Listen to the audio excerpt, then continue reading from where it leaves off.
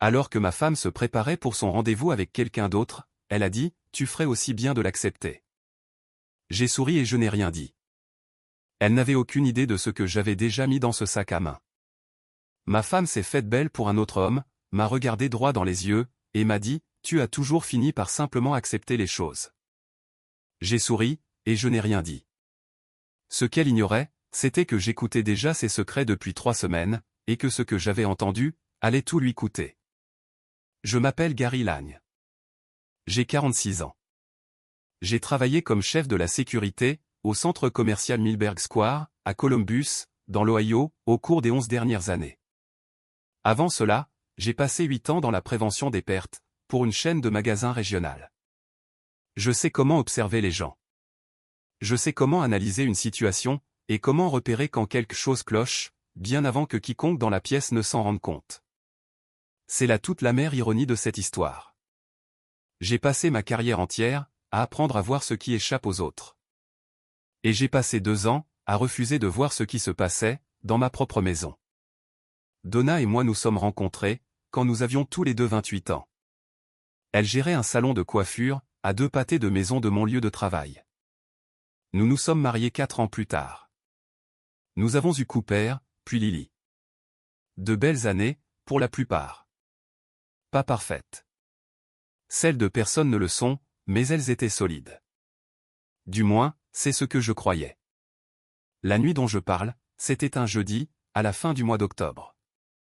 Je suis rentré à la maison, après une garde de 12 heures, pour trouver Donna devant le miroir de la salle de bain, en train de se maquiller, à 19 heures. Pas le genre de maquillage de tous les jours, mais le grand jeu, fond de teint, eyeliner, la totale. Elle portait une robe vert foncé, que je n'avais jamais vue auparavant. Je me suis tenu dans l'embrasure de la porte, et je l'ai regardée pendant un instant. Cooper était dans sa chambre, en train de faire ses devoirs. Lily était à la table de la cuisine, avec ses crayons de couleur. « Où vas-tu » ai-je demandé, en gardant une voix posée. Donna ne s'est pas retournée. Elle a simplement continué à appliquer son eyeliner, et a dit « Je sors avec les filles du salon ». Je n'ai pas insisté.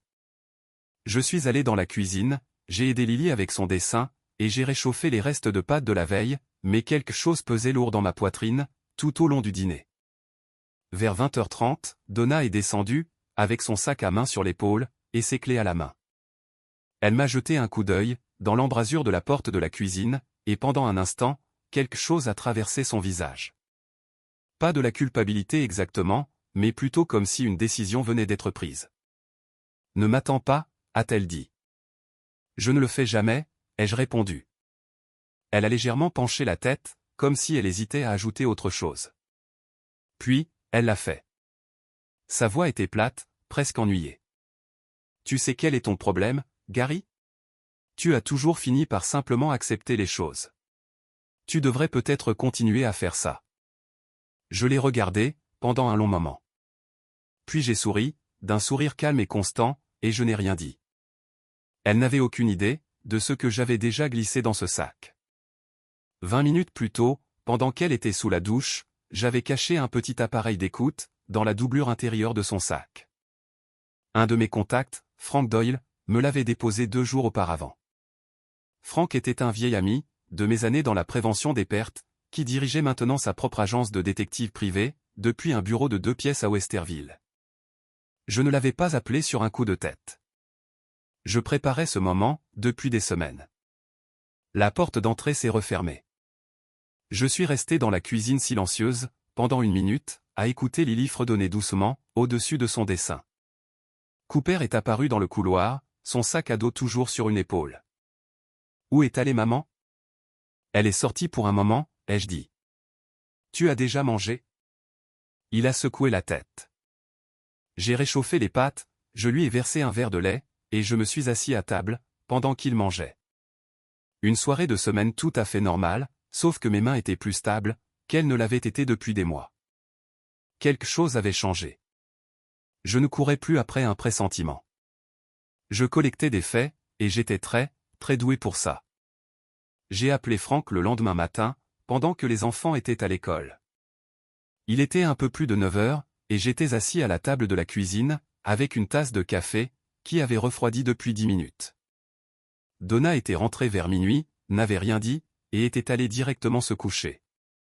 Je l'avais entendu bouger dans l'obscurité, mais j'avais fait semblant de dormir. Franck a décroché à la deuxième sonnerie. Elle a mordu à l'hameçon, a-t-il demandé, avant même que je puisse lui dire bonjour. Elle a pris le sac, ai-je dit, ce qui veut dire qu'elle a tout pris avec. Franck a laissé échapper un long soupir. Laisse-lui 12 heures. L'appareil a besoin de temps, pour enregistrer suffisamment de sons. Je récupérerai le flux ce soir, et on avisera à partir de là. Je connaissais Frank Doyle depuis 16 ans. Nous avions travaillé ensemble, dans une société régionale de prévention des pertes, à l'époque où j'apprenais encore les ficelles du métier. Il m'avait appris l'essentiel de ce que je sais, sur l'art d'observer les gens, sans être observé soi-même. Lorsqu'il était parti, pour ouvrir sa propre agence, je n'avais pas été surpris. Frank était le genre d'homme, qui avait besoin de diriger sa propre opération. Il était méthodique, silencieux, et totalement dépourvu de sentimentalisme, lorsqu'il s'agissait des faits. Cette dernière qualité, c'était exactement ce dont j'avais besoin en ce moment. Je suis allé travailler cet après-midi-là, et j'ai géré mon service en pilote automatique. J'ai vérifié les journaux des caméras de la nuit, j'ai briefé l'équipe du matin, et j'ai parcouru le couloir à 2 reprises. Milberg Square était calme, les vendredis avant midi. J'appréciais cette routine. Elle gardait mes mains occupées, pendant que mon esprit ressassait tout ce à quoi je ne voulais pas penser, mais que je ne pouvais pas ignorer. Ron Brigg m'a arrêté, près de l'entrée de service, vers 14 heures. Ron avait 47 ans. Il travaillait dans l'équipe de terrain, pendant mon service. Nous étions amis depuis 3 ans. Pas des amis proches, mais ce genre d'amitié de travail, où l'on prend un café ensemble, et où l'on échange des plaintes sur la direction. Il était adossé au mur, près du quai de chargement, en train de faire défiler l'écran de son téléphone. « Tu as l'air fatigué », a-t-il dit, en me voyant. « Mauvaise nuit », ai-je répondu. « Donna t'a empêché de dormir ?» Il a dit ça avec un demi-sourire. Le genre de sourire, qui est censé passer pour inoffensif. Je me suis arrêté de marcher. Quelque chose, dans sa façon de prononcer son prénom. C'était trop désinvolte, trop facile. Ça sonnait faux. Je l'ai noté dans un coin de ma tête, sans réagir. C'est ça le métier. On remarque les choses, mais on ne montre pas son jeu. Quelque chose comme ça, ai-je dit, et j'ai continué à avancer. Je n'ai pas beaucoup repensé à Ron, cet après-midi-là, mais je n'ai rien oublié pour autant. Frank m'a appelé à 20 heures, ce soir-là. Je suis sorti sur le porche arrière, pendant que Donna donnait le bain à Lily, et que Cooper terminait ses devoirs. « Tu vas vouloir t'asseoir » a dit Frank. « Je reste debout » lui ai-je répondu.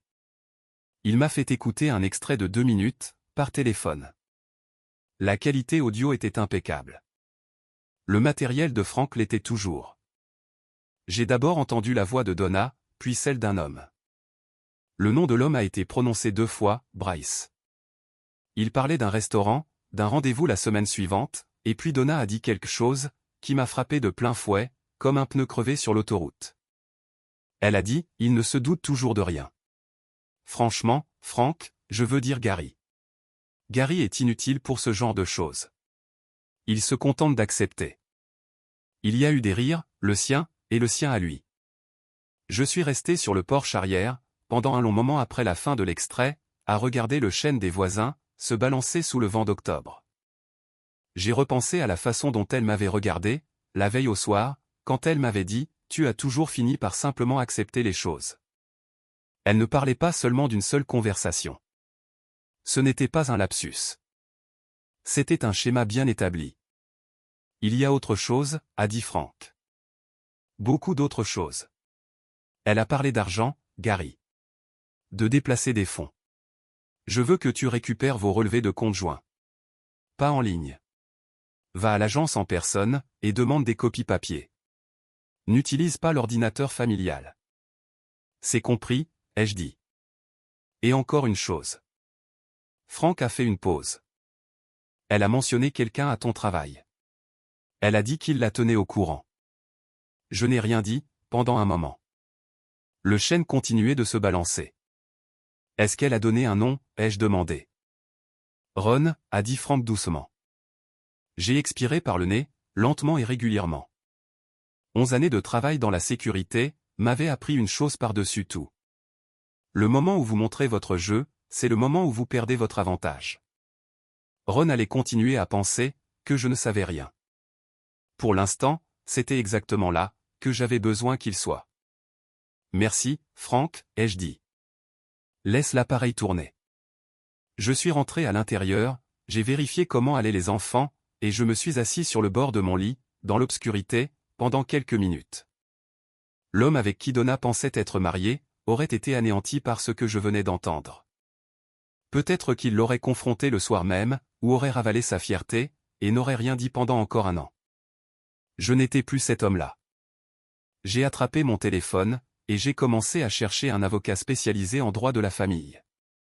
J'ai pris ma journée du lundi. C'était mon premier jour de congé personnel, depuis plus d'1 an. J'ai dit à mon superviseur que j'avais un problème familial à régler, ce qui était la chose la plus honnête que j'ai prononcée à voix haute depuis des semaines. Mon premier arrêt a été l'agence bancaire, sur Morse Road. Je suis entré, j'ai demandé un guichetier que je ne reconnaissais pas, et j'ai réclamé les relevés imprimés de nos comptes chèques et épargne joints, sur les 18 derniers mois. La femme derrière le comptoir m'a jeté un regard poliment perplexe. La plupart des gens utilisaient simplement l'application, mais elle a tout imprimé sans poser de questions. J'ai plié les papiers dans ma veste, et j'ai conduit jusqu'à la maison.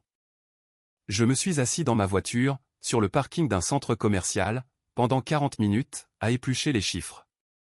Ce que j'ai trouvé a figé mon sang. 11 retraits, répartis sur 14 mois. Chacun oscillant entre 8 cents et 2200 $. Chacun effectué, les jours où je faisais une longue garde. Le total s'élevait à un peu plus de 14 000 $. L'argent avait été retiré de notre épargne commune, par montant suffisamment petit, pour ne pas déclencher d'alerte automatique.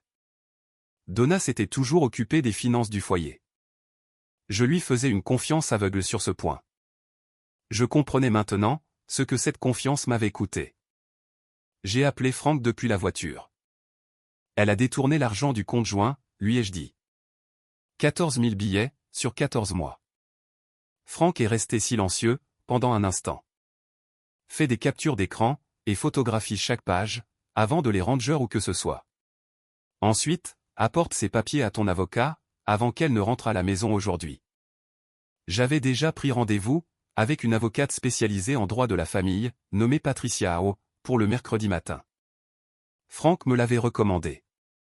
Je ne la connaissais pas encore, mais je commençais à comprendre que les prochaines semaines seraient moins une question de sentiment qu'une question de documentation. Quand je suis arrivé à la maison, la voiture de Donna n'était pas là. Cooper était à l'école. Lily était à son programme parascolaire, jusqu'à 16 heures.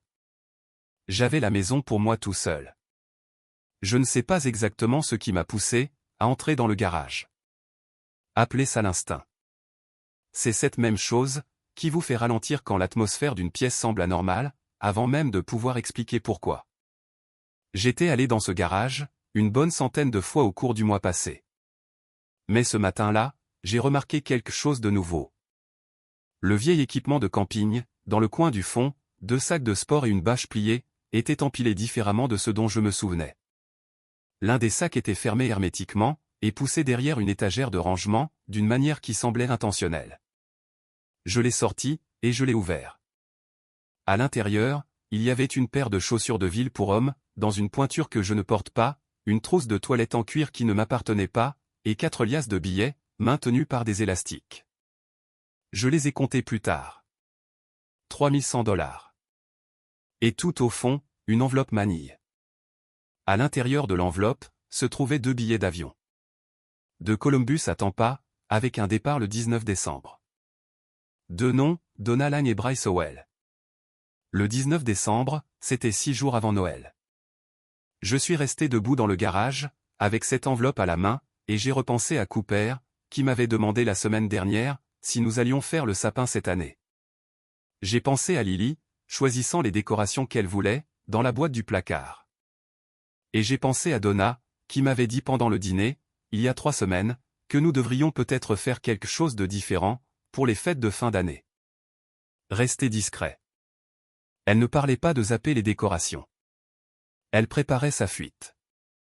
J'ai photographié chaque chose, exactement comme je l'avais trouvé, puis j'ai refermé le sac, et je l'ai replacé précisément là où il était. Elle ne devait pas savoir que j'avais fouillé là-dedans. J'avais besoin qu'elle se sente en sécurité, juste pour un peu plus longtemps. Cet après-midi-là, je me suis assis avec Cooper, pendant qu'il faisait ses devoirs de mathématiques, et nous avons regardé 30 minutes d'un match ensemble, avant le dîner. C'était normal, et paisible. Je n'ai rien laissé paraître, sur mon visage.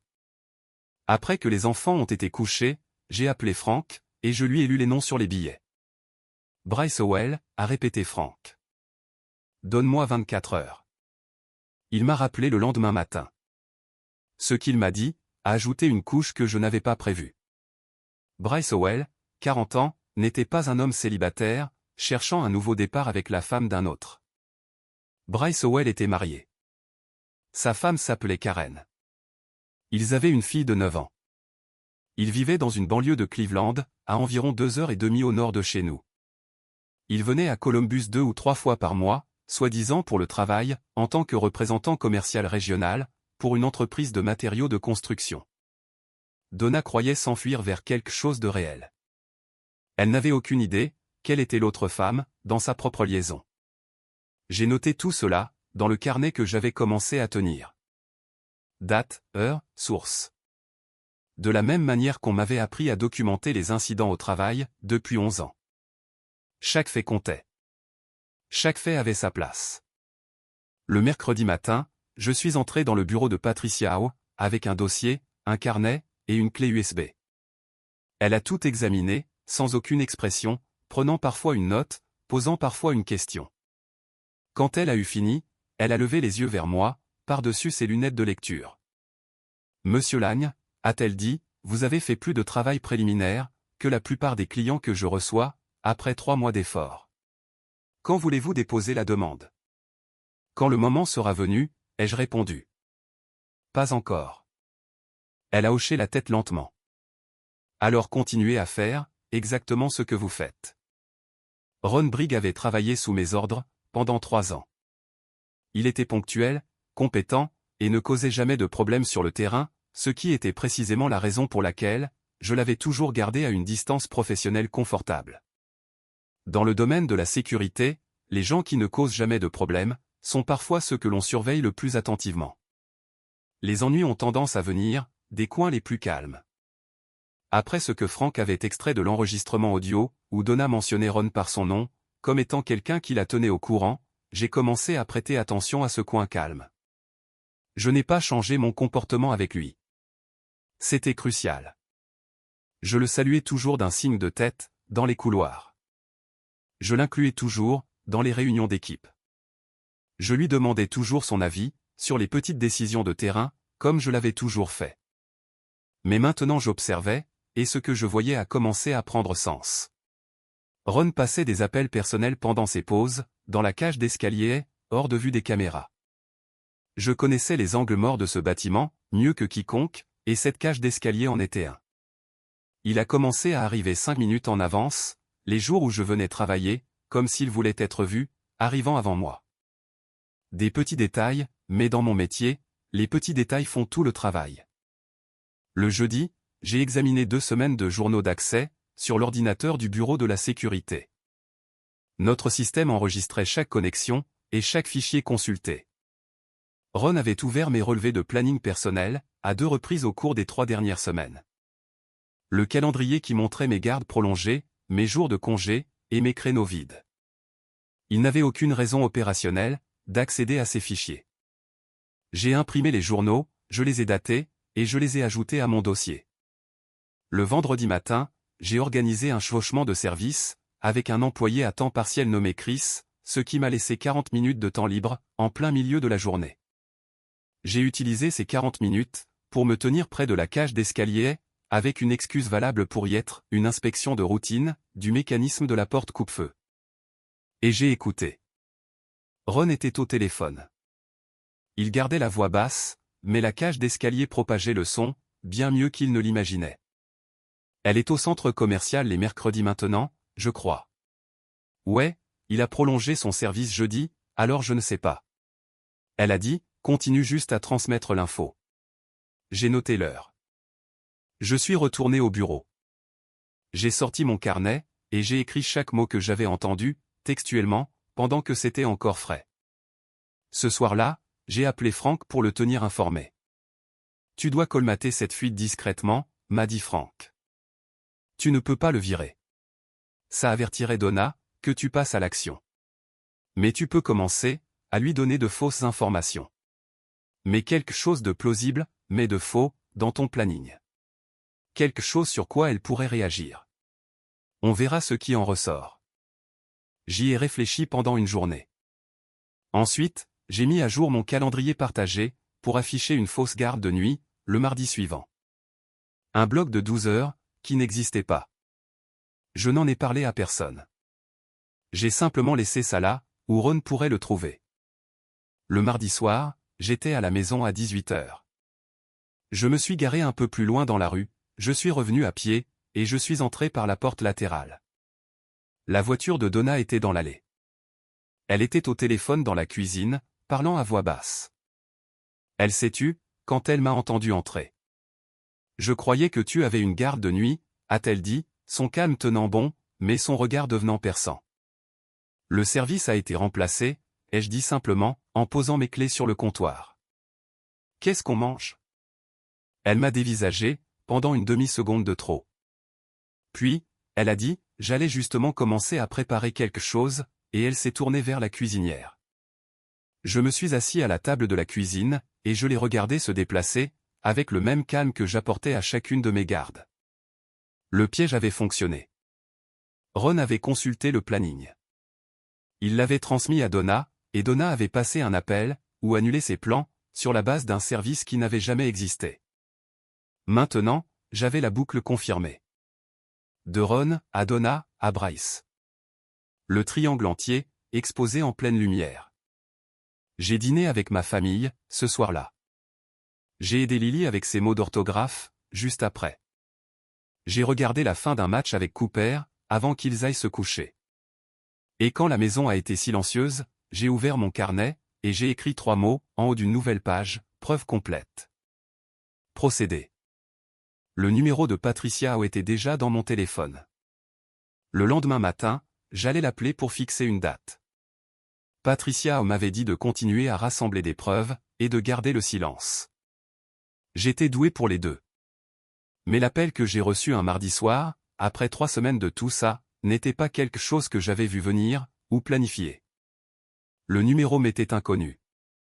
J'ai failli laisser sonner, jusqu'à la messagerie vocale. Quelque chose m'a poussé à répondre. Gary. La voix était plus âgée. Prudente. C'est Norma, la mère de Donna. Je suis sorti sur le porche arrière, et j'ai fermé la porte derrière moi. Cooper avait allumé la télévision, dans le salon. Lily était déjà endormie. Norma, ai-je dit, c'est une surprise. J'imagine que oui. Elle a fait une pause.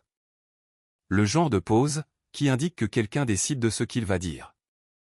Je vais aller droit au but, parce que je n'ai pas la patience, pour autre chose à mon âge. Je sais ce que fait ma fille. Je le sais depuis un moment, et je veux que tu comprennes, que je n'approuve pas ça. Pas du tout.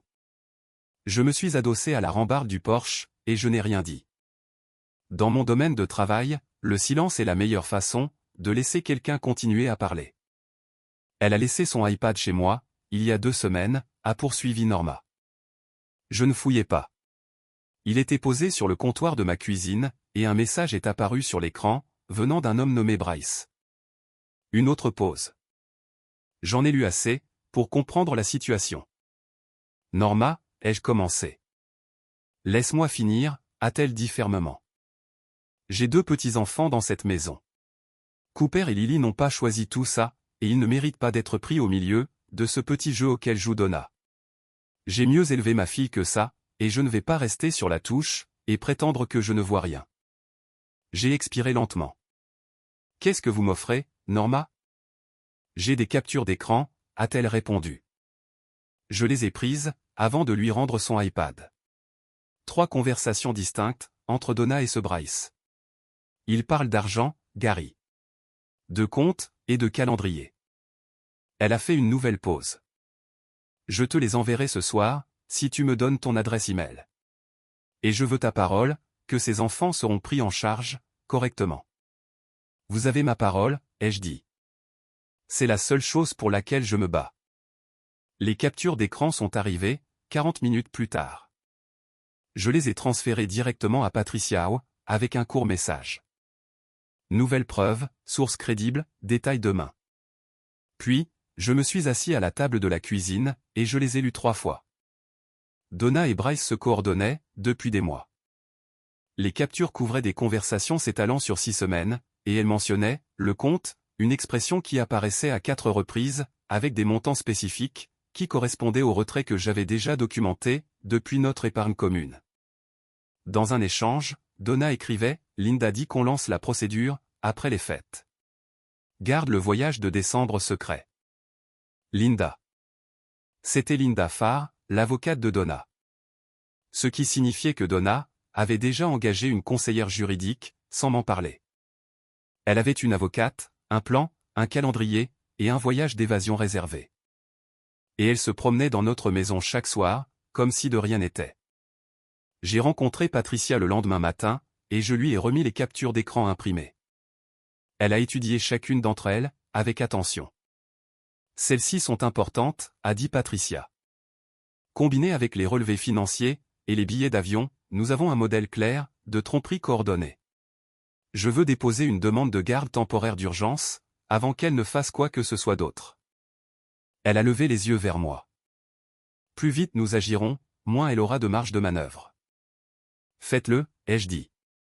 Cet après-midi-là, en retournant à ma voiture, après avoir quitté le bureau de Patricia, j'ai appelé Frank. C'est en cours, lui ai-je dit. Comment tu tiens le coup, a demandé Frank. J'y ai réfléchi, honnêtement. Je vais bien, ai-je dit. En colère, mais je vais bien. La colère m'est utile en ce moment. Frank est resté silencieux pendant un instant. Earl est-il déjà au courant? Mon père. 75 ans, vivant seul dans la maison où il m'avait élevé, à Gahanna. Vive comme l'éclair, et 2 fois plus têtu. Pas encore, ai-je répondu, mais il le sera bientôt. L'audience pour la garde d'urgence a été fixée à un jeudi. Patricia avait agi vite. Je lui en accordais le mérite. Dès le mercredi soir, j'avais fait les sacs des enfants, et je les avais mis dans le coffre de ma voiture. J'ai dit à Cooper et Lily que nous partions pour un court séjour, chez grand-père Earl. Que maman avait des choses à régler, à la maison. Cooper m'a lancé un long regard. Il avait 13 ans, l'âge de ressentir les choses sous-jacentes, mais il a hoché la tête, et a aidé sa sœur avec son sac à dos. Earl vivait dans un ranch de 3 chambres, dans une rue calme de Gahanna, à 20 minutes de chez nous. Je l'ai appelé depuis l'allée, avant de partir. Papa, ai-je dit, j'ai besoin de t'amener les enfants, pour quelques jours. Je t'expliquerai tout en arrivant. Conduis prudemment, fut tout ce qu'Earl a répondu. C'était mon père, tout craché. Pas de drame, pas de questions inutiles. Il avait été machiniste pendant 31 ans. Il comprenait que certaines choses devaient être faites, avant de devoir être expliquées. Quand nous nous sommes garés, Earl était déjà sur le porche d'entrée, dans sa chemise en flanelle, malgré le froid de novembre. Il a serré les 2 enfants dans ses bras, sans un mot sur la raison de leur présence. Il a dit à Lily qu'il avait acheté les bonnes céréales, et a demandé à Cooper s'il voulait voir son nouveau projet de menuiserie, dans le garage. Juste comme ça, la tension dans la voiture s'est dissipée. C'était le don d'Earl. Il rendait l'espace sécurisant, sans en faire toute une histoire. J'ai aidé à installer les enfants, puis je me suis tenu avec mon père, dans la cuisine, pendant qu'il s'installait dans la chambre du fond. Donna, a-t-il demandé. Ouais, ai-je dit. Il a hoché la tête une fois. Il n'a pas demandé de détails. Il nous a simplement servi une tasse de café à chacun, et s'est assis à la table, de la même manière qu'il s'était assis à cette table, pour faire face à 30 ans de problèmes. Stable, sans précipitation, présent.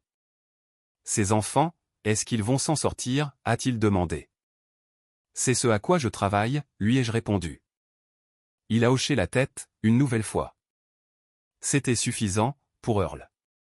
Le lendemain matin, j'ai conduit jusqu'au tribunal, pour l'audience. Patricia y était déjà, posée et préparée, son dossier organisé, et son expression neutre, de cette manière qui m'indiquait qu'elle avait fait ça des centaines de fois. Donna est arrivée avec Linda Farr, 12 minutes plus tard. Donna avait l'air soigné, mais tendu. Il y avait quelque chose derrière son regard, que je reconnaissais, après des années à observer les gens sous pression, au travail. Elle ne s'attendait pas à un tel calendrier. L'audience a duré 40 minutes. Patricia a exposé les preuves avec méthode, les relevés financiers, les billets d'avion pour Tampa, les captures d'écran que Norma avait fournies, et une déclaration signée de Frank, concernant les résultats de la surveillance. Linda Farr a contesté l'angle de la surveillance, en débattant de son admissibilité, mais la juge, une femme calme d'une cinquantaine d'années, nommée juge Callaway, a écouté les deux parties sans expression, et a ensuite pris la parole. Le tribunal trouve des motifs suffisants pour accorder la garde physique exclusive et temporaire à M. Lang, en attendant une audience complète, a-t-elle déclaré. Madame Lang bénéficiera d'un droit de visite programmé et supervisé pour le moment, compte tenu des circonstances présentées. Donna s'est levée à moitié. Linda Farr a touché son bras pour la garder assise. Ceci n'est pas la décision finale, a poursuivi la juge Callaway, en regardant directement Donna. Mais je conseillerais vivement, à toutes les parties, de se conduire en conséquence, dans l'intervalle. Dehors, dans le couloir juste après, Donna s'est avancée vers moi, avec Linda Farr un demi-pas derrière. Sa voix était basse, et crispée. « Tu penses vraiment que tu peux me les enlever comme ça, Gary ? Ce sont mes enfants. » Je l'ai regardé, avec calme. Ce sont nos enfants. Et pour le moment, le tribunal est d'accord avec moi, sur le fait qu'ils ont besoin de stabilité. Ce n'est pas une punition, Donna. C'est une conséquence. Elle m'a fixé. Quelque chose a vacillé, dans son expression. Pas exactement de la culpabilité, mais quelque chose qui s'en rapprochait. Tu aurais dû te contenter d'accepter les choses, a-t-elle dit. Les mêmes mots qu'elle avait utilisés la nuit, où elle avait franchi la porte, habillée pour Bryce. Je sais que c'est ce que tu crois, ai-je dit doucement. Ça a toujours été la différence, entre nous. Je me suis retourné, et j'ai marché vers la sortie. Derrière moi, j'ai entendu Linda Farr dire quelque chose à Donna, à voix basse. Et j'ai entendu la réponse de Donna, une courte expiration brutale, qui n'était pas tout à fait un mot. J'ai poussé les portes du tribunal, pour sortir dans l'air froid de novembre. Je suis monté dans ma voiture, et j'ai conduit jusqu'à la maison de mon père, pour aller chercher mes enfants. La vie a le don de vous plonger dans des situations que vous n'aviez pas prévues. J'avais passé des semaines à monter un dossier de manière prudente et méthodique. Des documents organisés, une avocate briefée, chaque mouvement calculé. Ce que je n'avais pas calculé, c'était de tomber sur Bryce Howell, un samedi matin, dans le rayon des céréales, du magasin Kroger sur Stelza Road. Je l'ai reconnu immédiatement, grâce à la photo que Frank avait trouvée. 40 ans, corpulence moyenne, portant une veste en polaire grise, et tenant une boîte de granola, comme s'il n'avait aucun souci au monde. Il regardait son téléphone, quand j'ai contourné le bout de l'allée, avec mon chariot. Il a levé les yeux, pendant une demi-seconde. Aucun de nous deux n'a bougé. Il savait qui j'étais. Je pouvais le voir, dans la façon dont son expression a changé. Un recalibrage rapide, le genre de choses que font les gens, quand ils sont pris en flagrant délit, dans un endroit où ils préféreraient ne pas l'être. Il a entrouvert la bouche, l'a refermée, puis a essayé de prendre un air détendu. Et, a-t-il dit. J'ai arrêté mon chariot, à environ 1 mètre de lui. Je l'ai regardé, de la même manière que je regardais les voleurs à l'étalage, depuis 11 ans. Stable, patient, sans hostilité, me contentant d'observer. Bryce, ai-je dit. Ce n'était pas une question. Il s'est légèrement redressé. Écoutez, mec, je ne veux pas d'ennuis. Je ne suis pas là, pour chercher des ennuis, ai-je répondu, en gardant une voix basse et régulière. Je suis là pour acheter des céréales. J'ai fait une pause, juste assez longue. Mais puisque nous sommes là, vous devriez savoir que tout ce que vous et Donna aviez prévu est déjà sur le bureau d'un juge. Les billets pour Tampa, les virements bancaires, la totale. J'ai soutenu son regard. Quoi que vous pensiez construire avec elle. Vous devriez réfléchir attentivement, pour savoir si ça vaut toujours le coup d'être construit. Il m'a dévisagé. Sa mâchoire s'est crispée, puis relâchée. Il essayait de déterminer quelle stratégie adopter, et ne trouvait rien. Je ne voulais pas que ça se passe comme ça, a-t-il finalement dit, sa voix devenue plus basse. Je sais que non, ai-je dit. Personne ne le veut jamais. J'ai poussé mon chariot, en passant devant lui, et j'ai continué à avancer, dans l'allée. Je ne me suis pas retourné. Ma main était stable, sur la poignée du chariot. Ma respiration aussi. Même la colère était là. Elle était toujours là, en dessous, mais j'avais appris à l'utiliser comme un carburant, plutôt que comme un incendie. Vous ne gagnez rien, en explosant. Vous gagnez, en étant le dernier homme debout, quand la poussière retombe. J'ai envoyé un texto à Frank, depuis le parking, tombé sur Howell au Crochet. J'ai dit ce que j'avais à dire. Aucun incident. Frank a répondu, par un seul mot, bien. Cet après-midi-là, Donna a appelé sur mon portable. Les enfants étaient chez Earl pour le week-end, une nouvelle routine, que nous avions instaurée depuis l'audience. Et j'étais à la maison, en train de trier des papiers, à la table de la cuisine. Tu as parlé à Bryce, a-t-elle dit. Sa voix avait ce ton particulier, qu'elle utilisait quand elle gérait sa colère en public. Contrôlée, mais sous pression. C'est vrai, ai-je dit. Tu n'en avais pas le droit. Je suis tombé sur lui à l'épicerie, Donna, ai-je répondu. J'ai dit quelques mots, et j'ai continué mes courses. Demande à ton avocate, si cela pose un problème. J'ai fait une pause. Pendant que tu y es, pose-lui la question concernant la réservation du vol pour Tampa. Patricia a déposé une motion ce matin, la mentionnant comme une preuve de l'intention de déménager les enfants, sans mon consentement. Ça pourrait valoir le coup d'en discuter. Le silence s'est prolongé au bout du fil, assez longtemps pour que je pense qu'elle avait peut-être raccroché. Tu crois que tu as tellement d'avance sur moi, a-t-elle finalement dit. Sa voix avait baissé, d'un ton, devenant plus calme et plus dur. Je n'essaie pas d'avoir de l'avance sur toi, ai-je répondu. J'essaie de protéger Cooper et Lily. C'est la seule course que je mène. Elle a mis fin à l'appel, sans un mot de plus. J'ai posé le téléphone sur la table, et je suis retourné à mes papiers. 2 jours plus tard, Donna a fait quelque chose que je n'avais pas anticipé. Elle s'est pointée chez mes parents, chez Earl Agahana. Un lundi après-midi, pendant que les enfants étaient à l'école. Je n'y étais pas. Earl m'a appelé juste après. Elle est venue à la porte, m'a-t-il dit, la voix mesurée. Elle voulait voir si les enfants étaient là.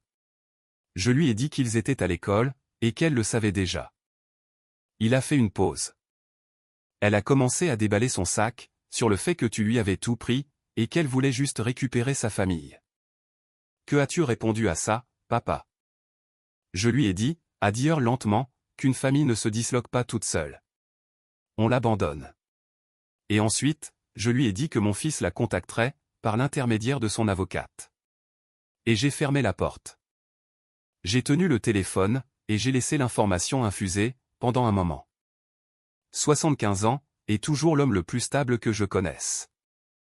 Merci, papa, ai-je dit. Conduis prudemment, a-t-il répondu, et il a raccroché. Ce soir-là, j'ai relayé cette visite à Patricia Howe. Elle l'a notée, l'a ajoutée au dossier, et m'a dit, assurez-vous que l'école des enfants, ait la documentation sur l'accord de garde, pour que Donna ne puisse rien tenter de similaire là-bas. J'ai appelé l'école à la première heure le lendemain matin, et j'ai parlé directement au directeur. Les copies certifiées de l'ordonnance de garde étaient dans le système de l'école avant midi. J'apprenais à garder 3 longueurs d'avance. Après 23 ans à surveiller les angles morts des autres, pour gagner ma vie, je l'appliquais enfin là où ça comptait le plus. L'audience complète pour la garde était fixée à un mardi, début décembre. Soit 3 semaines avant le vol pour Tampa, que Donna avait réservé, et apparemment pas encore annulé. Patricia m'a dit que c'était significatif. Le fait que la réservation existait toujours, renforçait considérablement l'argument du déménagement sans consentement. J'ai porté mon beau costume gris anthracite, le même que j'avais porté à la cérémonie de remise des prix de l'école de Cooper, 2 ans plus tôt. Il m'allait toujours. J'ai conduit jusqu'au tribunal seul, je me suis garé à 2 rues de là, et je suis entré avec mon dossier, et l'esprit clair. La salle d'audience était plus grande que celle où nous avions été pour l'audience d'urgence. Plus solennelle, plus de monde. Donna était déjà assise quand je suis arrivé. Linda Farr, à côté d'elle, portait un blazer sombre. Donna s'était habillée avec soin, une tenue bleu marine, les cheveux soignés, une expression maîtrisée. Elle ressemblait à quelqu'un qui essayait très fort d'avoir l'air de la personne qu'elle n'était plus. Patricia m'avait bien préparé à ce qui allait se passer. La stratégie de Linda Farr, m'avait expliqué Patricia, allait se concentrer sur 2 choses, présenter la surveillance, comme une violation de la vie privée et de l'autonomie de Donna.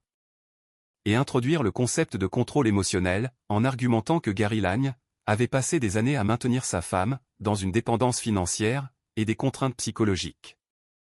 Je devais bien l'admettre, au sujet de Linda Farr, elle a monté son coup de façon raisonnablement efficace. Elle a parlé de l'accès limité de Donna au compte financier. De son sentiment d'être surveillée et dirigée dans un mariage, et du déséquilibre de pouvoir, inhérent au fait de vivre avec un homme, dont le métier relevait de la surveillance et de la sécurité. Elle était éloquente et expérimentée, et j'ai vu plusieurs personnes dans le public hocher légèrement la tête. Puis, Patricia s'est levée. Elle a commencé par les relevés bancaires. 14 mois de retrait systématique, sur le compte joint, totalisant un peu plus de 14 000 $, effectués exclusivement les jours où Gary Lagne faisait de longues heures. Elle a étalé la chronologie sur la table, comme une série de photographies, chacune s'imbriquant parfaitement. Ensuite, les billets d'avion. Patricia a expliqué la réservation pour Tampa, 2 passagers, pour le 19 décembre. Et le sac de sport trouvé dans le garage, les chaussures pour hommes, l'argent liquide, l'enveloppe. Elle a souligné que le 19 décembre tombait 6 jours avant Noël, une période où les enfants s'attendaient normalement à être à la maison, avec leurs 2 parents. Puis sont venues les captures d'écran de Norma. Patricia les a présentées avec soin, en établissant la crédibilité de Norma, une femme de 69 ans, qui n'avait d'autre intérêt dans la procédure que le bien-être de ses petits-enfants, et qui s'était manifestée volontairement. Les captures d'écran montraient un plan financier coordonné, entre Donna et Bryce, s'étalant sur 6 semaines. Elles incluaient l'expression « Linda dit qu'on lance la procédure » après les fêtes, ce qui a provoqué une réaction visible, de la part de la juge Callaway. Linda Farr a soulevé des objections, à 2 reprises pendant cette section. Les 2 objections ont été notées, et rejetées. Lorsque Patricia a abordé la surveillance directement, elle l'a encadrée avec la précision que j'en étais venu à attendre d'elle. Un homme avec une formation professionnelle en documentation et observation, surveillant son propre foyer, utilisant un équipement obtenu légalement, et réagissant à des soupçons raisonnables et fondés, de fraude financière. Pas une violation, mais un acte de protection.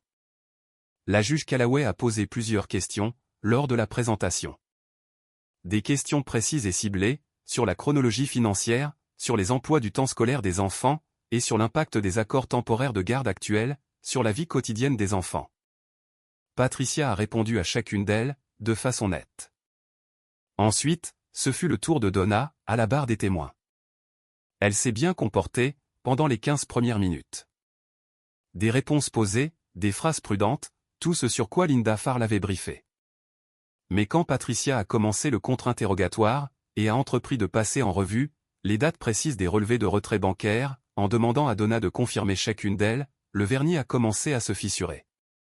Et ce retrait de 1 800 $ le 3 octobre, a dit Patricia, sa voix tout à fait conversationnelle. Vous avez effectué ce retrait? Oui, a dit Donna. Pour des dépenses courantes du ménage. Pouvez-vous fournir les reçus pour ces dépenses? Une pause. Je ne garde pas tous les reçus. Bien sûr, a répondu Patricia. Et le retrait du 9 septembre. Également pour les dépenses du ménage. Oui. Et celui du 21 août? Les pauses entre les réponses de Donna s'allongeaient légèrement à chaque fois. Au 6e retrait, Linda Farr est intervenue avec une objection procédurale, que la juge a brièvement acceptée, avant que Patricia ne reprenne. Le temps que Patricia termine, le tableau était dressé. Pas de drame, pas de théâtralité, juste de la méthode et de la clarté. La manière dont fonctionnent les vraies preuves. La décision de la juge Callaway est tombée 40 minutes après les plaidoiries finales. La garde physique exclusive a été accordée à Gary Lagne. Des droits de visite structurés pour Donna, non supervisés, un week-end sur 2, une fois qu'un conseiller familial aurait validé cet arrangement. La réservation pour Tampa a été signalée comme une preuve de risque de fuite potentielle. Tout voyage de Donna en dehors de l'Ohio exigerait l'approbation préalable du tribunal, pendant toute la durée de la procédure. Et une transmission formelle au bureau du procureur du comté, concernant les relevés financiers. Pas un verdict, pas une accusation, juste un signalement. Mais cela signifiait que quelqu'un d'autre examinait maintenant ses 14 mois de retrait, avec un œil officiel. Donna n'a rien dit, après le jugement. Elle est restée assise, très immobile, pendant que Linda Farr prenait des notes à côté d'elle. Je ne l'ai pas regardée longtemps, juste assez pour voir que l'assurance qu'elle affichait depuis la nuit, où elle était sortie avec sa robe verte, avait finalement, et visiblement, disparu. Dehors, dans le couloir, Patricia m'a serré la main une fois. « Bien joué », a-t-elle dit simplement. J'ai hoché la tête, j'ai pris mon dossier, je suis sorti dans l'air froid de décembre, et j'ai appelé Earl pour lui dire que je venais chercher les enfants. Les semaines entre l'audience de garde et Noël ont été les plus étranges de ma vie d'adulte. En apparence, les choses semblaient presque normales. Les enfants à l'école, le dîner sur la table, les décorations lumineuses sur la maison. Parce que Cooper avait demandé si nous mettions quand même les lumières extérieures cette année, et j'avais répondu oui sans hésiter. En profondeur, la machine des conséquences tournait sans relâche, et ni Donna ni Linda Farr ne pouvaient rien faire pour la ralentir. Donna avait déposé une contre-motion, 2 semaines après la décision sur la garde, cherchant à faire rejeter les preuves de surveillance, et à réexaminer l'ordonnance de garde. Linda Farr a plaidé avec tout ce qu'elle avait, l'angle de la vie privée, l'argument de l'expérience professionnelle, et celui du déséquilibre des pouvoirs, qu'elle avait déjà tenté, lors de l'audience plénière. Patricia a démonté tout ça, pièce par pièce sur 2 séances. Et la juge Callaway a rejeté la motion un jeudi après-midi, sans grande délibération. La même semaine, le bureau du procureur du comté a pris contact concernant les retraits sur le compte joint. Patricia s'y attendait. Un inspecteur nommé Hardrove m'a laissé un message vocal, professionnel et au ton neutre, me demandant de passer à ma convenance, pour examiner les documents financiers que j'avais soumis. J'y suis allé un vendredi matin, j'ai apporté mon dossier complet, et j'ai répondu à chaque question de façon claire et directe. Hardrove a été minutieux. Il a fait des copies de tout, et m'a dit qu'il me tiendrait informé.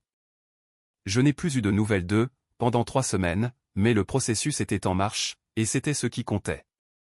Linda Farr a tenté une ultime manœuvre, début décembre. Une motion argumentant que le métier de Gary Lagne lui avait donné un avantage déloyal pour monter un dossier basé sur la surveillance. Que sa formation lui avait essentiellement permis de construire un récit, plutôt que de documenter une réalité. C'était créatif. Je lui accordais ça. Patricia m'a appelé, après avoir reçu le document, et je pouvais entendre un amusement contenu dans sa voix. Elle est à court de munitions, a dit Patricia. Celle-ci ne passera pas. Et ce fut le cas.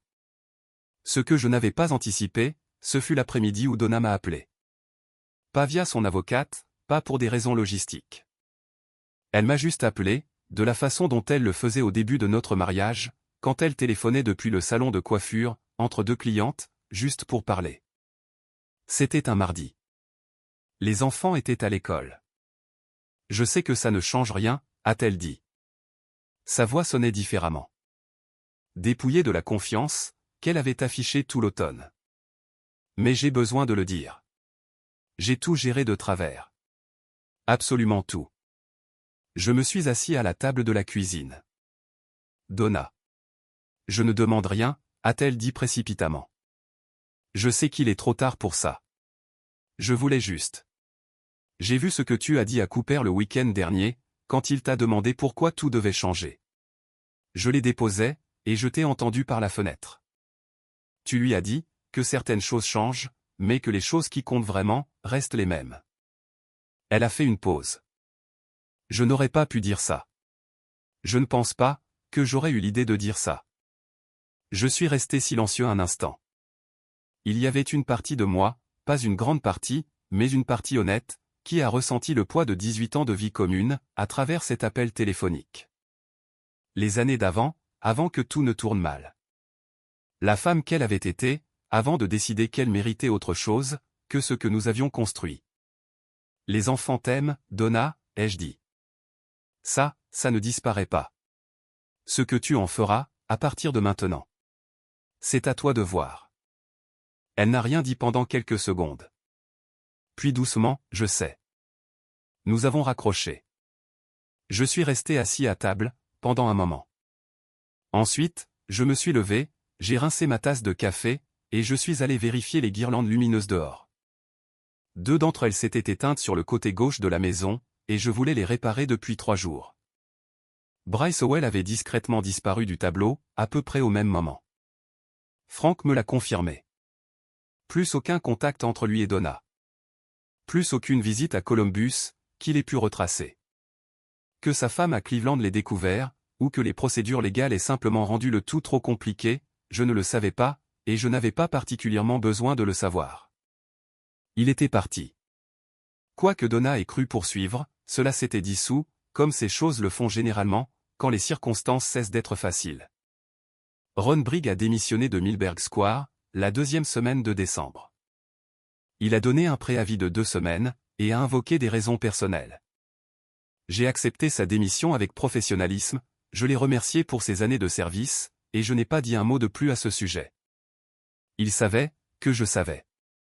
Le dire à voix haute, ne nous aurait aidé ni l'un ni l'autre. Le dossier transmis au bureau du procureur, est resté ouvert alors que l'année s'achevait. Patricia m'avait dit que ces choses prenaient du temps, et que je ne devais pas m'attendre à une résolution rapide. Je ne cherchais pas de résolution. Je regardais mes enfants prendre leur petit déjeuner, un samedi matin, avec le soleil d'hiver qui entrait par la fenêtre de la cuisine. Et c'était la seule résolution dont j'avais besoin pour le moment. 14 mois après cette nuit d'octobre, où Donna avait franchi la porte dans sa robe verte, en me disant que j'avais toujours fini par simplement accepter les choses. J'étais assis sur les gradins froids en aluminium, du gymnase d'un collège, en train de regarder Cooper jouer un tournoi de basket. Il avait rejoint l'équipe en septembre. Je l'avais conduit à chaque entraînement, et à chaque match depuis lors. Lily était assise à côté de moi sur les gradins, avec un thermos de chocolat chaud, que je lui avais préparé. Ses bottes cognaient en rythme contre le siège en dessous, pendant qu'elle regardait son frère. Elle avait cette habitude de balancer les jambes, depuis qu'elle avait 3 ans. J'espérais qu'elle n'arrêterait jamais. Cooper a remonté le ballon sur le terrain, a été bloqué par un écran, a trouvé un coéquipier sur l'aile. Le coéquipier a raté le tir. Cooper a attrapé le rebond lui-même. Tout encoudé en détermination, et l'a renvoyé contre la planche. C'est rentré. Le petit public a applaudi. Lily m'a attrapé le bras. « Tu as vu ça » a-t-elle exigé. « J'ai vu » ai-je dit. Au cours des 14 mois, qui avaient suivi l'audience plénière, la machine avait continué à tourner, à son propre rythme. Les visites de Donna étaient passées de supervisées à non supervisées, une fois que le conseiller familial les avait autorisées, ce qui avait pris 4 mois, et avait exigé de Donna de suivre un cours de responsabilité financière, ordonné par le tribunal comme condition. Elle l'avait fait sans se plaindre, ce qui, d'après Patricia, était bon signe. J'ai choisi de le croire, moi aussi.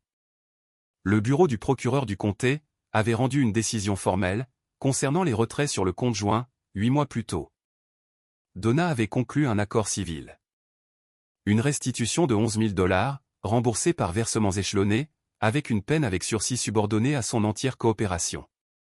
Pas de prison. Je n'avais pas demandé la prison. J'avais demandé à récupérer mon argent, et qu'elle assume ses responsabilités. Le système judiciaire, lentement et imparfaitement, avait accordé les deux. Ron Brigg avait déménagé dans une autre ville. J'avais entendu dire, par une connaissance commune, qu'il travaillait dans la gestion de magasins, quelque part dans l'Indiana. Je ne pensais pas souvent à lui. Bryce Howell était, pour autant que Frank ait pu le déterminer, retourné à sa vie à Cleveland. Si sa femme connaissait l'histoire de Columbus, je n'avais aucun moyen de le savoir, et aucun intérêt à le découvrir. Ce n'était pas mon histoire. 3 mois plus tôt, Donna s'était assise en face de moi, dans un café. C'était sa suggestion, un terrain neutre, et nous avions parlé pour la première fois, comme deux personnes essayant de trouver comment être correctes l'un envers l'autre, pour le bien de deux enfants, qui n'avaient rien choisi de tout ça. Ce n'était pas facile. Ce n'était pas chaleureux, mais c'était honnête. Et l'honnêteté, c'était quelque chose avec quoi je pouvais travailler. Elle m'avait regardé de l'autre côté de la table, et avait dit, « Je sais ce que j'ai gâché. Je le sais maintenant. » Je l'avais regardé en retour, et j'avais dit, « Ce qui compte, c'est ce que tu vas construire à partir de maintenant, pour eux. » Elle avait hoché la tête. J'avais payé les 2 cafés, et j'étais rentré chez moi. Frank avait accepté une nouvelle affaire, et n'avait plus besoin de mes mises à jour. Earl avait pris l'habitude de regarder les matchs de Cooper sur une retransmission en direct, que je configurais depuis mon téléphone. Il n'avait jamais tout à fait maîtrisé les applications de streaming par lui-même, alors je l'appelais avant le match, et je le guidais pas à chaque fois. Il m'envoyait des textos après, de simples phrases comme « Bon rebond au 3e quart-temps » ou « Le gamin a de bonnes mains ». C'était Earl. C'était suffisant. Lily a fini son chocolat chaud, a posé le thermos entre nous sur les gradins, et a brièvement appuyé sa tête contre mon épaule. Elle faisait ça parfois, maintenant. Un appui rapide. Elle ne cherchait rien, elle reprenait juste contact, comme le font les enfants quand le monde semble assez stable, pour être considéré comme acquis. J'ai passé mon bras autour de ses épaules, un instant. J'ai regardé Cooper se mettre en place en défense, le visage concentré et sérieux, de la manière dont il le devenait, quand il était à fond dans le match. 1 an plus tôt, je m'étais tenu dans une cuisine vide, en me demandant comment le sol s'était dérobé, sous tout ce que j'avais construit. J'avais passé 18 ans, dans un mariage qui s'était avéré être en partie une invention. 2 mois à documenter une trahison, que je n'avais pas voulu découvrir, et 14 mois à reconstruire quelque chose de plus petit, mais de plus solide, sur un terrain qui m'appartenait vraiment. Je n'étais pas l'homme, sur l'immobilité duquel Donna avait compté. Je n'étais pas un homme, qui se contentait d'accepter les choses. J'étais l'homme sur les gradins, en ce samedi, et il n'y avait aucun endroit sur terre, où j'aurais préféré être.